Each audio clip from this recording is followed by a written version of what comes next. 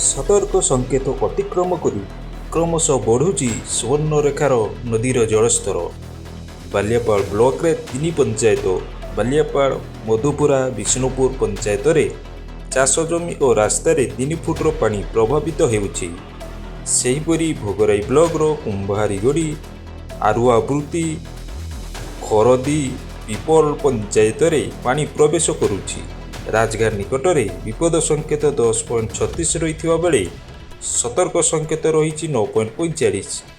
ସକାଳ 7ଟା ସୁଦ୍ଧା ଜଳସ୍ତର ବୃଦ୍ଧି ପାଇ 9.98 ମିଟରରେ ପ୍ରଭାବିତ ହେଉଛି, ଯାହାଫଳରେ ସୁବର୍ଣ୍ଣରେଖା ନଦୀରେ ଚଳିତ ବର୍ଷ ତୃତୀୟ ଥର ବନ୍ୟା ଆଶଙ୍କା ଦେଖାଦେଇଛି। ଗତ କିଛି ଦିନ ରାତିରେ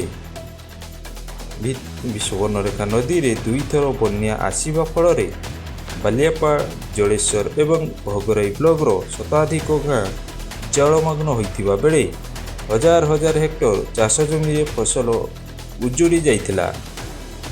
ବନ୍ୟା ପାଣି ଚାଷ ଜମିରୁ ସମ୍ପୂର୍ଣ୍ଣ ନ ଛାଡ଼ୁଣୁ ପୁଣି ଜଳସ୍ତର ବୃଦ୍ଧି ପାଇ ବନ୍ୟା ପରିସ୍ଥିତି ସୃଷ୍ଟି ହୋଇଛି।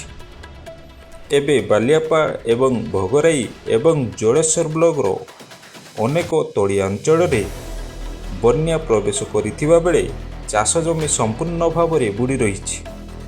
ବିଭିନ୍ନ ସ୍ଥାନରେ ରାସ୍ତା ଉପରେ 3 ଫୁଟର ବନ୍ୟା ପାଣି ପ୍ରଭାବିତ ହେଉଥିବାରୁ ଯାତାୟାତ ବାଧାପ୍ରାପ୍ତ ହୋଇଛି।